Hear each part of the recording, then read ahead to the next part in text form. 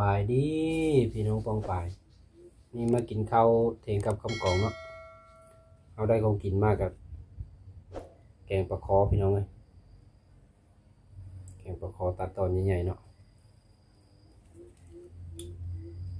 มากินนำกันเด้อพี่น้องเด้อ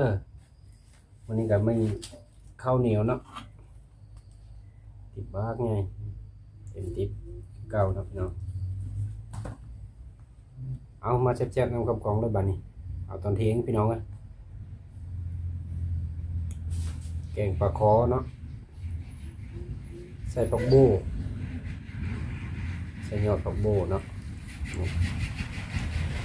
เอามากินกันเด้อพี่น้องเด้อ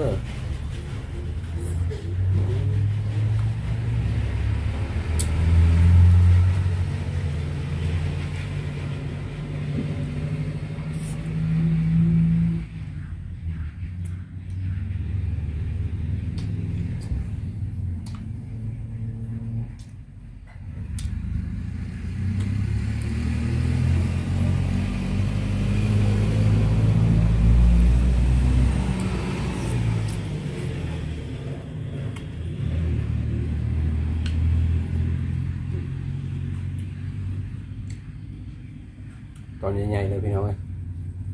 ตัดทอนเนาะตัดทอนแล้วแกงใส่หางผักโบพี่น้องเลย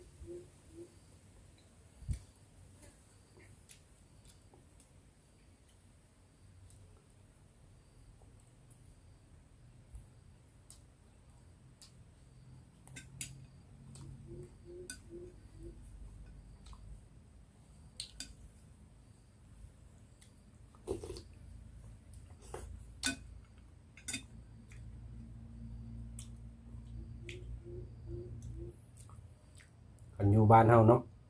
แกงปลาคอใส่ไข่มดแดงพี่น้องก็แซ่บไปเลยอันนี้บ่มีไข่มดแดงเนาะแกงใส่หางผักโบเอา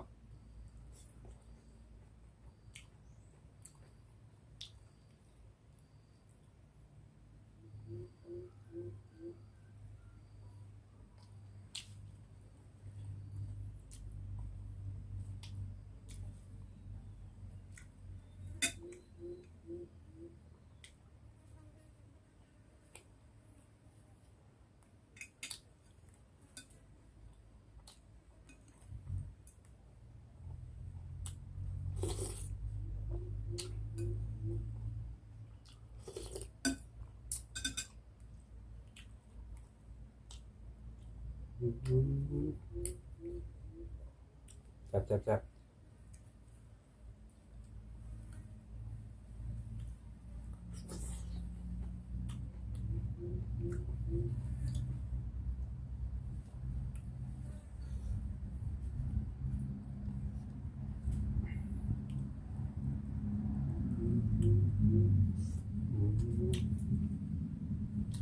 ยอดเลยพี่น้องแซ่บเลย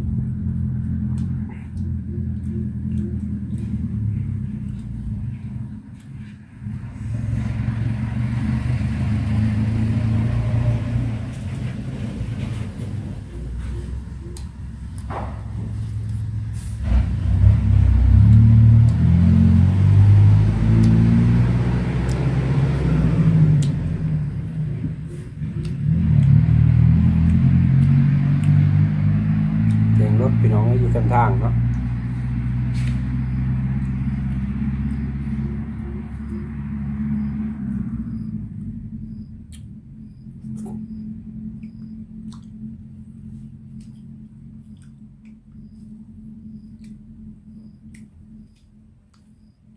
แก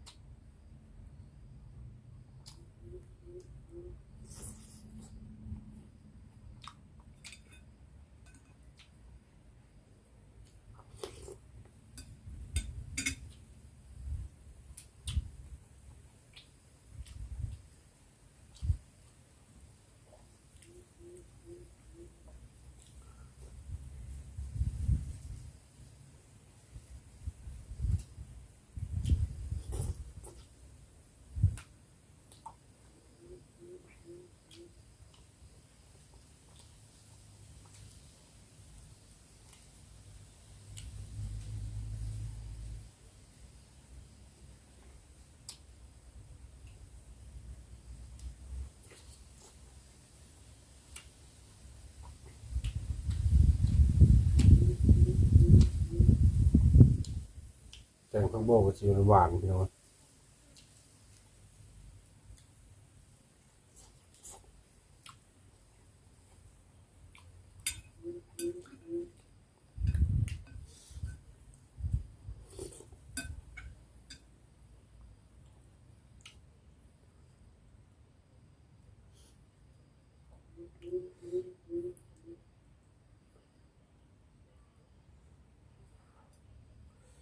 ร้อนพี่น้อง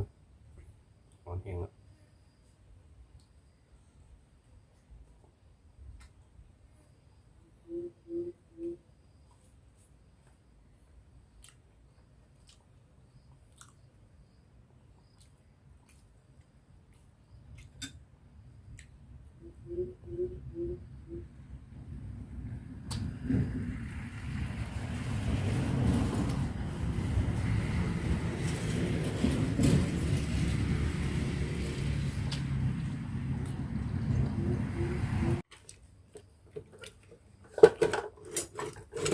กับบุไรไปจะเข้ากล้องพี่น้องเห็นแต่แขน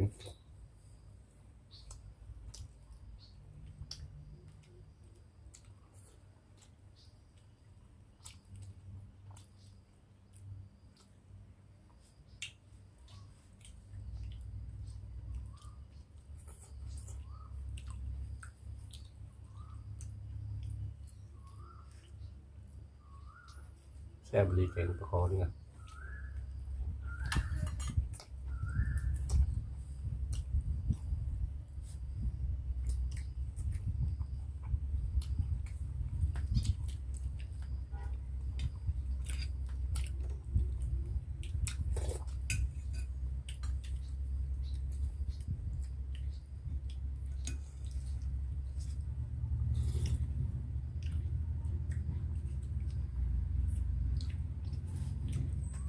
นี่แกงใส่ไข่มันแดงเนาะแซ่บ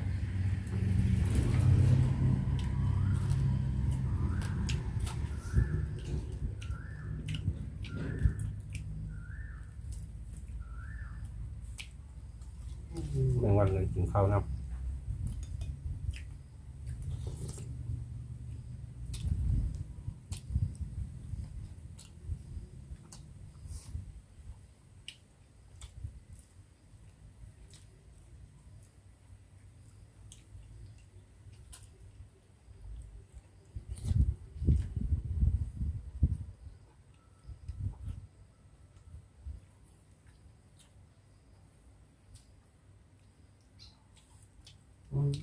กลางหลาย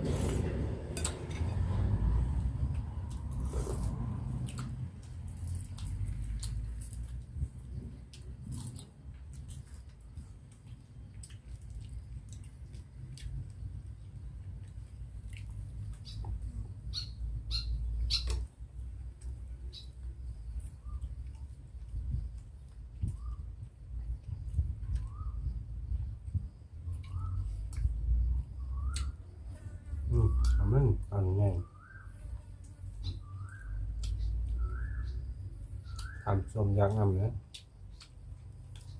เป็นคอต้นใหญ่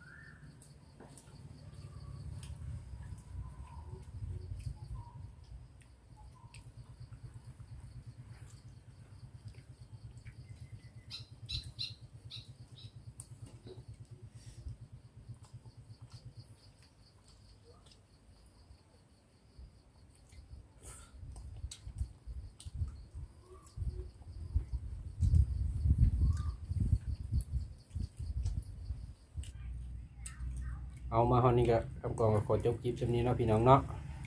ฝากกดติดตามกดไลค์กดแชร์เลยเด้อนี่แกงปลาขอกันยังอยู่เนาะพี่น้องกินบ่หมดเอามาพบกันในคลิปหน้าพี่น้องเลย